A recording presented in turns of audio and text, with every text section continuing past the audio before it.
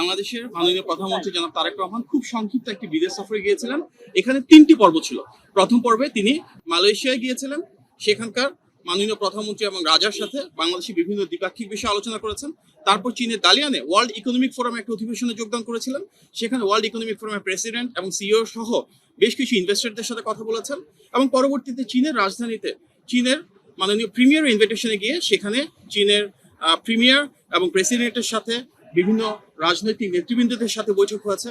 আমরা অভিভূত হয়েছি এই 3টি পর্বেই যেভাবে রাষ্ট্র বাংলাদেশের নির্বাচিত সরকার প্রধানকে সম্মান দিয়েছে, ভালোবাসা দিয়েছে, লাল গালিচা সংবর্ধনা দিয়েছে। এটি শুধু মাননীয় প্রধানমন্ত্রী না, বাংলাদেশের জন্য একটি বিশাল গৌরবের বিষয়। যখন একজন সরকার প্রধানের ক্ষমতার উৎস হয় জনগণ, তখন কিভাবে সেই সম্মান এবং আত্মমর্যাদা বিশ্ব দরবারে ফুটে ওঠে, আমরা সেটি দেখেছি। আপনাদেরকে আমি অত্যন্ত আনন্দের সাথে জানাচ্ছি যে মালয়েশিয়া এবং চীন দুক্ষেত্রেই বাংলাদেশের স্বার্থ সংশ্লিষ্ট প্রতিটি বিষয় নিয়ে মাননীয় প্রধানমন্ত্রী মালয়েশিয়ার রাজা এবং প্রধানমন্ত্রী এবং চীনের প্রিমিয়ার এবং প্রেসিডেন্টের সাথে ডিটেলে আলোচনা করেছেন। বাংলাদেশের স্বার্থ, বাংলাদেশের সার্বভৌমত্ব এবং বাংলাদেশের বিনিয়োগ কিভাবে বৃদ্ধি করা যায়, বাণিজ্যের প্রসার কিভাবে করা যায়, কর্মসংস্থান কিভাবে সৃষ্টি করা যায়, পিপল টু পিপল কানেক্টিভিটি অর্থাৎ শিক্ষা, স্বাস্থ্য, কালচার, মিডিয়া প্রতিটি ক্ষেত্রেই কিন্তু দুই দেশের সাথে বিস্তৃত আলোচনা হয়েছে। এবং এর পাশাপাশি বাংলাদেশের উন্নয়ন অগ্রযাত্রায় কিভাবে মালয়েশিয়া এবং চীন ভূমিকা রাখতে পারে সেগুলো নিয়েও মাননীয় প্রধানমন্ত্রী দুই দেশের রাষ্ট্রপ্রধান এবং সরকার প্রধানদের সাথে আলোচনা করেছেন।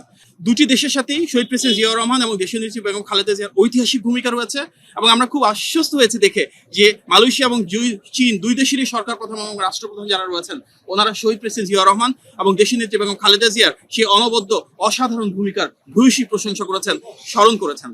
আজকের গণতান্ত্রিক বাংলাদেশে মাননীয় প্রধানমন্ত্রীর নেতৃত্বে যে অদম্য অগ্রযাত্রা রয়েছে, আন্তর্জাতিক সেই স্বীকৃতি সেটিকে এক ধাপ সামনের দিকে এগিয়ে নিয়ে যাবে।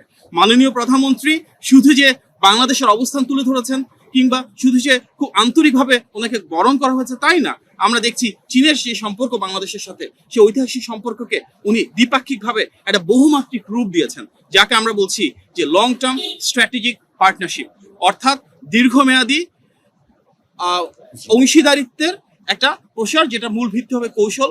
এবং অবশ্যই আমরা এর মাধ্যমে উন্নয়ন, অগ্রযাত্রা, বাণিজ্য, বিনিয়োগ, কর্মসংস্থান সহ বিভিন্ন বিষয় যা আছে দ্বিপাক্ষিক সম্পর্কের ক্ষেত্রে, বহুপাক্ষিক সম্পর্কের ক্ষেত্রে ইন্টারন্যাশনাল লেভেলে, সেগুলি নিয়ে ইনশাআল্লাহ একযোগে কাজ করব। মাননীয় প্রধানমন্ত্রী এবং চীন এবং মালয়েশিয়ার সরকার প্রধান যারা রয়েছেন তাদের মাঝে যে উষ্ণ সম্পর্ক আমরা দেখেছি, যে আন্তরিকতা আমরা দেখেছি, ইনশাল্লাহ সামনের দিনগুলোতে বাংলাদেশকে এগিয়ে নিয়ে যাওয়ার ক্ষেত্রে, জনগণের ভাগ্য পরিবর্তন করবার ক্ষেত্রে সেগুলো অনেক বড় ভূমিকা রাখবে। চীনের রাষ্ট্রপতি শি জিনপিং এবং আমাদের মাননীয় প্রধানমন্ত্রী জনাব তারেক রহমানের বৈঠক হয়েছে। সেখানে দুটি দেশেরই উচ্চ পক্ষের প্রতিনিধি দল ছিল। পরবর্তীতে শি জিনপিং এর সাথে আমাদের মাননীয় প্রধানমন্ত্রী একান্তে বৈঠক করেছেন। ওনাদের মাঝে দুই দেশের স্বার্থ সংশ্লিষ্ট অনেকগুলো বিষয় উঠে এসেছে এবং স্বাভাবিকভাবেই চীনের রাষ্ট্রপতি ভূয়সী প্রশংসা করেছেন শহীদ প্রেসিডেন্ট জিয়াউর রহমান, দেশের নেত্রী বেগম খালেদা জিয়ার বর্তমানে নির্বাচিত সরকারের সাথে কাজ করবার জন্য অদম্য ইচ্ছা প্রকাশ করেছেন এবং বলেছেন যে সামনের দিনগুলোতে চীন অবশ্যই বাংলাদেশের পাশে থাকবে, বাংলাদেশকে সহযোগিতা করবে এবং বাংলাদেশের স্বার্থ সংশ্লিষ্ট বিষয়ে একসাথে কাজ করার জন্য ইতিমধ্যে দুটি দেশ ঐক্যমত্য পোষণ করেছে। এটি শুধু বাংলাদেশের ক্ষেত্রে না, মালয়েশিয়া শ্রম বাজার বিশ্বের বিভিন্ন দেশের ক্ষেত্রে প্রযোজ্য। ওনাদের অভ্যন্তরীণ যে নীতিমালা রয়েছে সেই ইন্টারনাল প্রসিজিয়ার ফলো করবার পরে যত দ্রুত সম্ভব যদি কোনো দেশের মার্কেট ওপেন করা হয় তবে বাংলাদেশকে ফাস্ট ট্র্যাক করা হবে, প্রায়োরিটাইজ করা হবে। বাংলাদেশের এটি একটা অন্যতম স্বার্থের জায়গা।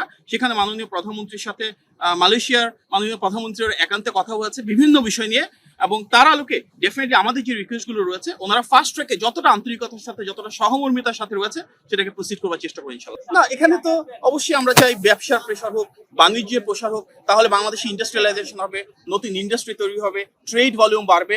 সুতরাং আমরা ইতিবাচকভাবে দেখছি। পরবর্তীতে এটা তো এখনো একটা ফ্রেমওয়ার্ক তৈরি করা হয়নি, প্ল্যানিং স্টেজে যাবে এবং ফিজিবিলিটি করা হবে। বাট ইন জেনারেল আমরা তো চাই শুধু নির্দিষ্ট কোনো দেশ না, এর মাধ্যমে সাউথ ইস্টের অন্যান্য দেশের প্রতি সাথে মার্কেট একটা অবারিত উৎসব তৈরি হবে, আসিয়ান দেশগুলোর সাথে হয়তো বাণিজ্যের প্রসার ঘটবে। সুতরাং অবশ্যই এটা আমরা ইতিবাচকভাবে নিচ্ছি। পরবর্তীতে সামনের দিনগুলোতে এটা একটা বিশাল মহাপরিকল্পনা, সেটি নিয়ে ডিটেল স্টাডি করা হবে এবং আলোচনা করা হবে।